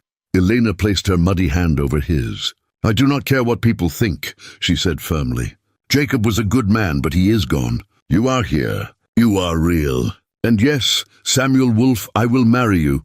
The smile that broke across Samuel's face was like sunrise, transforming his features from merely handsome to something radiant. He pulled her up from the mud and kissed her, deep and thorough, not caring that Emma was watching and giggling at her parents' display. When they finally broke apart, both breathless, Elena rested her forehead against his.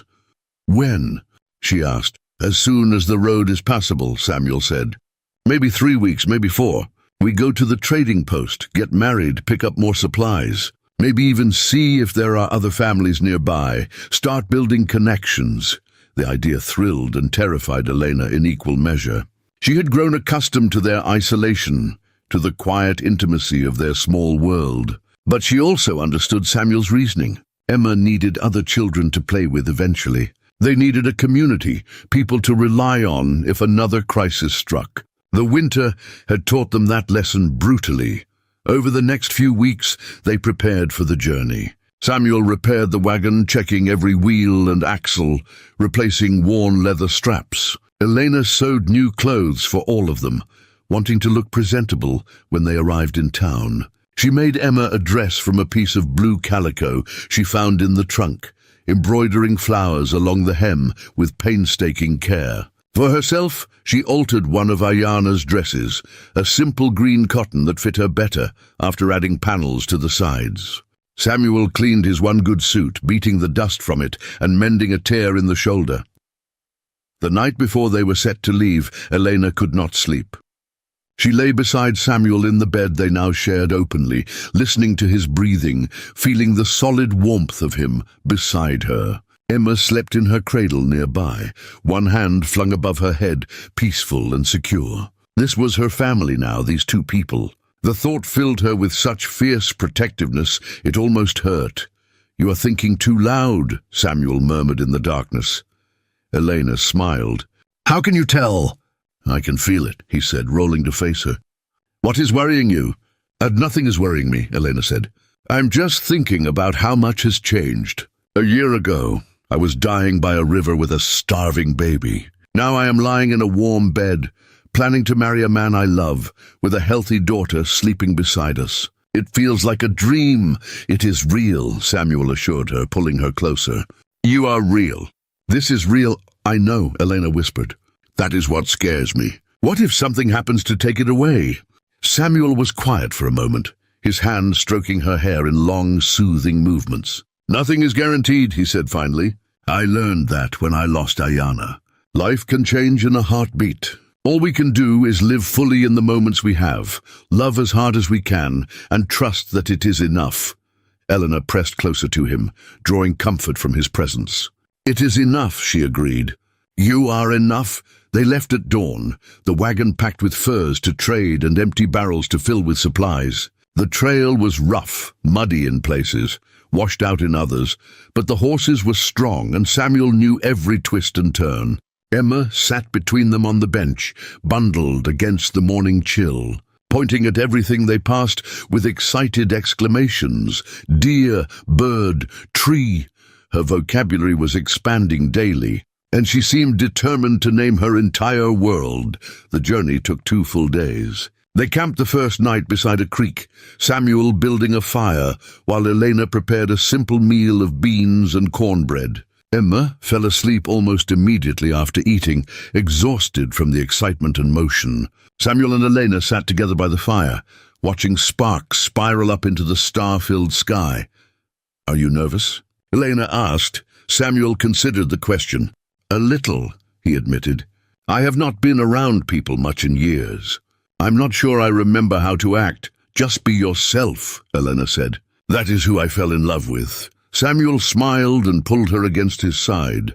They sat like that for a long time, wrapped in furs, listening to the night sounds of the forest. This was their last night as unmarried people, their last night of the life they had been living.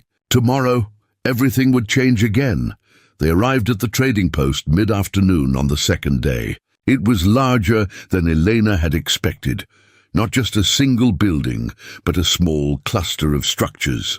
The main trading post was a sprawling log building with a covered porch where several men sat smoking pipes. There was a blacksmith's forge, a stable, a small church with a white steeple, and a handful of houses scattered around the periphery. Smoke rose from chimneys, and the sound of hammering echoed from the smithy. It was civilization, modest as it was, and Elena felt both drawn to it and overwhelmed by it.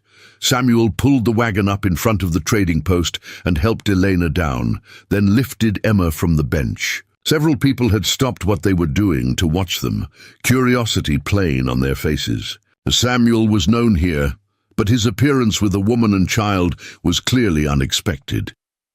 An older man with a long grey beard emerged from the trading post, his face breaking into a genuine smile. "Samuel Wolfe," he called out. "I thought the winter might have gotten you this year. You are a sight for sore eyes." "Clem," Samuel greeted him warmly, shaking his hand. "Good to see you too. This is Elena and her daughter Emma. We are here to get married." Clem's eyebrows shot up, but his smile only widened. "Well, I will be," he said, turning to Elena and tipping his hat. "Ma'am, it is a pleasure. Any woman who can tame Samuel Wolfe has my respect. Come on inside, let me get my wife. She will want to meet you." The interior of the trading post was dim and crowded, every surface covered with goods. Bolts of fabric, tools, food staples, ammunition, cookware, everything a frontier family might need. The smell was a mixture of leather, tobacco, coffee, and wood smoke. A woman emerged from the back room, wiping her hands on her apron. She was small and round, with kind eyes and grey hair pulled back in a bun.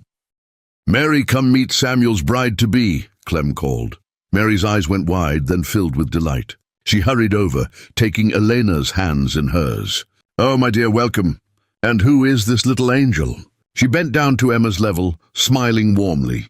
Emma, usually shy with strangers, surprised everyone by reaching out and touching Mary's face with curious fingers. "Her name is Emma," Eleanor said. "She is almost a year old now. Beautiful," Mary declared. "Just beautiful. Now, when is this wedding happening? Today? Tomorrow?" "Wait, today, if the preacher is available," Samuel said. "We do not want to wait. I will send Clem to fetch him right now," Mary said, already moving.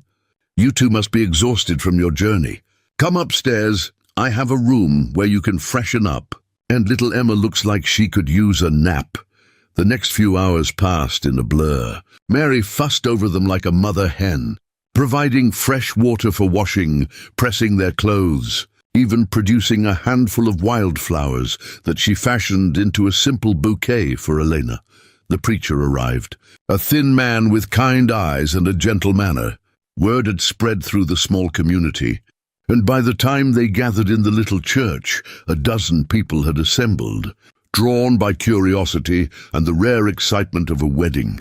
Eleanor stood at the front of the church, Samuel beside her, Emma in Mary's arms in the front row. The preacher began to speak, his words washing over her like a benediction. She barely heard them, too focused on Samuel's face, on the emotion she saw there, raw and unguarded. When it came time for vows, Samuel took both her hands in his.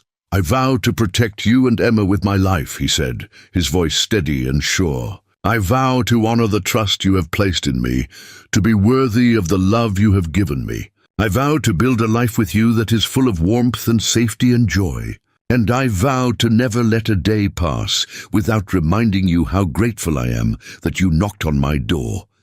Eleanor felt tears streaming down her face. When it was her turn, she spoke from her heart. "I vow to stand beside you in all things, in hardship and in happiness. I vow to be your partner, your friend, your love. I vow to honor the memory of those we have lost by living fully in the life we have been given. And I vow to never stop fighting for this family we have built together." The preacher pronounced them married, and Samuel kissed her to the sound of applause and cheers from the assembled witnesses. Emma clapped too, though she did not understand what was happening, delighted by the noise and celebration. Mary had prepared a small feast, and the community gathered to share it, welcoming Elena into their fold with open arms. That evening, after the celebration had wound down and Emma was asleep in the room Mary had prepared for them, Samuel and Elena stood on the porch of the trading post, looking out at the darkening sky. Samuel's arm was around her waist, holding her close. "How does it feel to be Mrs. Wolfe?" he asked. Elena smiled. "It feels right," she said. "Like everything that happened before, all the pain and loss and struggle, it was leading to this moment." "To you, I feel the same," Samuel admitted. "I thought my life was over when Ayana died. I thought I would just exist day after day, until my body finally gave out. Then you appeared, half dead and desperate, and everything changed. You gave me a reason to live again. We gave each other that," Elena corrected gently. "We saved each other." They stood in comfortable silence for a while, watching the first stars appear. Tomorrow they would load up supplies and begin the journey home. But it would be different this time, not just returning to a cabin, but returning to their home, to the life they were building together. Elena thought about the garden waiting for her, about the summer ahead, about all the seasons they would face together. There would be more hardships, she knew, more storms, more struggles, more moments of fear and doubt. But there would also be joy, laughter, growth. There would be mornings waking up beside the man she loved, evenings reading by firelight, watching Emma grow and learn and become whoever she was meant to be. "Thank you," Elena said suddenly. Samuel looked down at her, puzzled. "For what?" For not turning us away," Elena said. "For looking at a desperate woman with a dying baby and seeing not a burden, but people worth saving. for giving us a home when we had nowhere else to go." Samuel pulled her closer, pressing a kiss to the top of her head. "You gave me back my life," he said simply. "That is worth more than any thanks." They went inside eventually, climbing the stairs to the small room where Emma slept peacefully. They lay down together in the narrow bed, wrapped around each other, and fell asleep to the sound of their daughter's soft breathing and the distant howl of a wolf in the mountains. The sound no longer frightened Elena. It was simply part of the wild music of the land they called home. 3 weeks later, they were back at the cabin, settling into the rhythm of summer. The garden flourished under Elena's care, producing more food than they could eat, which Samuel taught her to preserve for the next winter. Emma took her first independent steps across the cabin floor, wobbling but determined, her face lit with triumph. Samuel built an addition to the cabin, a second room that would eventually be Emma's, giving them all more space. In the evenings, they sat on the porch together, Samuel practicing his reading while Elena mended clothes or churned butter, Emma playing at their feet. One evening, as the sun set in shades of gold and crimson, Elena realized she had not thought about her old life in weeks. Jacob felt like a distant memory, someone she had known in another lifetime. The farm, the struggle, the desperation that had driven her to the river, all of it had faded into the background, replaced by this new reality. She was not the same woman who had collapsed in the snow with a starving baby. She was stronger now, more capable, more certain of who she was and what she wanted. Samuel looked up from his book and caught her staring. "What?" he asked, smiling. "I'm just happy," Elena said simply. "Happier than I ever thought I could be." Samuel set the book aside and reached for her hand. "So am I," he said. "So am I." As darkness fell and the stars emerged one by one, Elna looked around at everything they had built. The cabin that was now truly a home, the garden that fed them, the animals that provided for them, and most importantly, the family they had created from the broken pieces of their separate pasts. She thought about that day at the river, about how close she had come to giving up, to letting the cold and hunger and despair finally win. She thought about the moment Samuel had appeared out of the trees, a stranger who would become her salvation. No, not her salvation. Her partner, her equal. The man who had seen her at her lowest and had not turned away, who had given her and Emma not just survival, but a life worth living. She squeezed his hand and he squeezed back, and in that simple gesture was everything they had been through together, and everything they would face in the years to come. The forest whispered around them, the wind moving through the pines like a lullaby. Somewhere in the distance an owl called. Emma slept peacefully inside, safe and warm and loved, and Samuel and Elena sat together in the gathering darkness, two people who had been lost and had found each other, who had been broken and had healed together, who had learned that sometimes love arrives not with thunder and lightning, but with a desperate knock on a door, and the simple words, "I just need somewhere warm," and someone answering, "Then this is home." Up next, you've got 2 more standout stories right on your screen. If this one hit the mark, you won't want to pass these up. Just click and check them out, and don't forget to subscribe and turn on the notification bell so you don't miss any upload from us.